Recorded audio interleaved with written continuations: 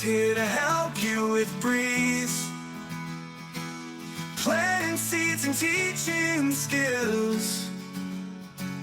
Teachers turn schoolyards to dreams. Who hates school gardens with ease?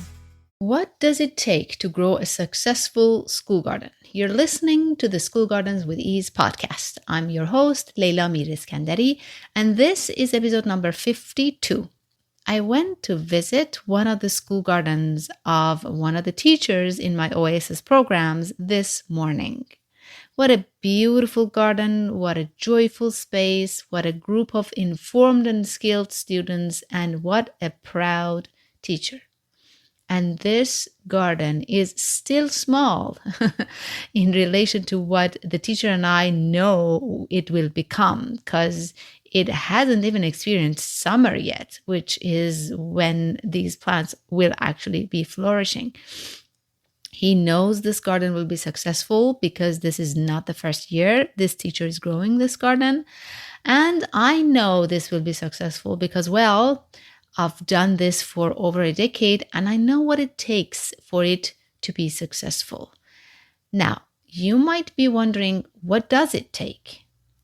Let me tell you first what it doesn't need. It doesn't take. Contrary to what everyone thinks, it doesn't take a lot of money. It doesn't take a lot of people. It doesn't take a lot of volunteers or a lot of space. I mean, when it comes to money, I see people wasting it on raised beds and greenhouses and grow lights and hydroponics and aquaponics and complicated irrigation systems, and none of it is needed. Those who have that kind of money waste it, and those who don't think they can't do it because of lack of funds. The truth is, what you really need the money for is good quality seeds, good quality soil, a few dollars for really inexpensive seed starting pots and buckets, and, good quality lesson plan packages and good coaching. And that takes a lot less money than you imagine. People think it takes a lot of time because they think they have to do it outside classroom time, and you just don't. Connect it to your curriculum and teach it in the garden, teach your curriculum in the garden, and boom, suddenly it all incorporates. Again, for that, you need a good lesson plan package. People think it takes a lot of volunteers and coordinations and meetings and organizing large groups. It doesn't. All it needs is a teacher and her or his students. And for summer, if the garden is designed right, only twice or 3 times a week of watering, and that's the only chore that it will need. Again, if it's designed right, and that can be done with a small group of volunteers. You don't need an army for it. Check out my School Gardens with No Summer Maintenance class in the show notes. What does it really take, though? It takes a passionate teacher first and foremost. And one of these teachers in every school is enough. You don't need the entire staff on board for a school garden to be successful. You really only need that one teacher. But who is that right teacher? Because I am not talking about those who don't have a life outside of school or are willing to sacrifice themselves for the good cause like this. Because again, contrary to what everybody thinks, they don't need to do any of that. And the right teacher is also not the one who takes on 1,000,001 projects and turns into a Wonder Woman or a Superman during the day and is running 100 clubs, including a garden club, and is planning to grow a school garden in the middle of all that. Just this past season, I had a teacher like that. And she managed to enroll not just herself, but also another 4 teachers in my Oasis classroom program. When I met her, she was excited about my program and also 3 other programs, including a green wall program and a hydroponics program. She ended up using the supplies for my program for another program did not utilize the lesson plans I provided properly, and exhausted herself at the end.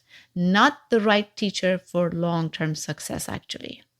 A teacher who is distracted between so many different projects can't properly focus on any of them and ends up with a mixture of scattered mini projects with little success in each and every one of them. Unfortunately, these types of teachers end up convincing themselves that just because they were busy all year round and managed 101 projects, they were successful.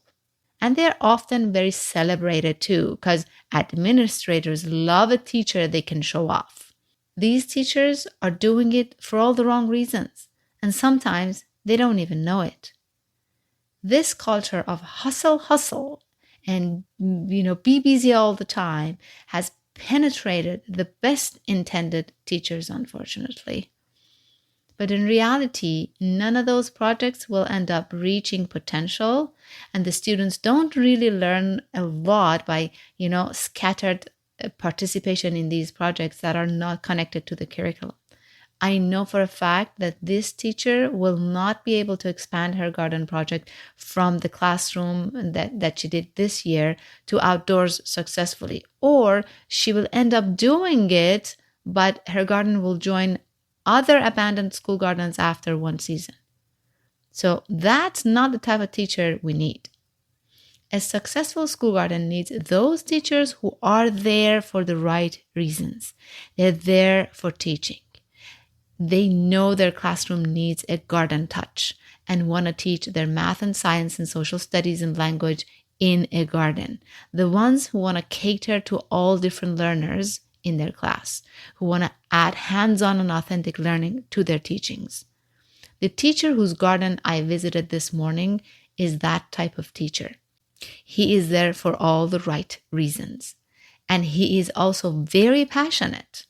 And of course, he's celebrated too, but again, for all the right reasons.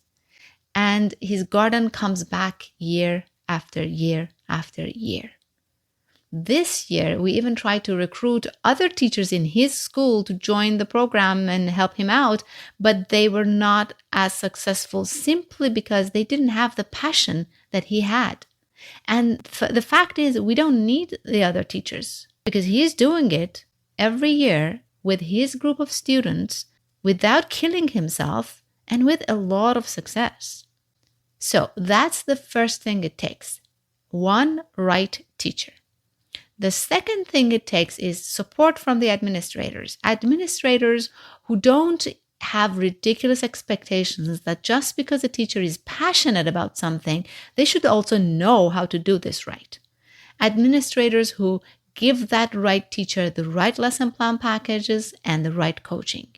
Those who know the value of educating teachers and giving them the right guidance and are willing to allocate budget for it. And last but not least, it takes a great lesson plan package and a good coach. That's all it takes. Yes, it needs supplies too, and some budget should be allocated to good quality soil and good quality seeds, etc. But with the right lesson plan package and the right coach, the teacher will know what supplies to get and what waste of money gadgets to avoid. They will also know how to design a garden that's so low maintenance that summer upkeep is not an issue for it. That with a small group of volunteers, who can even be the students going to high school who need community volunteer hours, and very little work, the garden will be thriving and filled with food, herbs, and medicine in the fall when the students are back.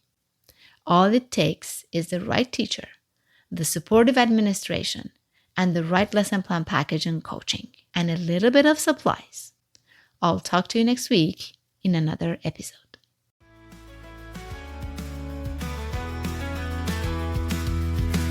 You've listened to the entire episode, and for that, I want to thank you from the bottom of my heart. I hope you enjoyed it, and if you did, please leave me a review on Apple Podcasts and Spotify. And please share this episode with other teachers who might be interested in this topic. See you next week for a new episode.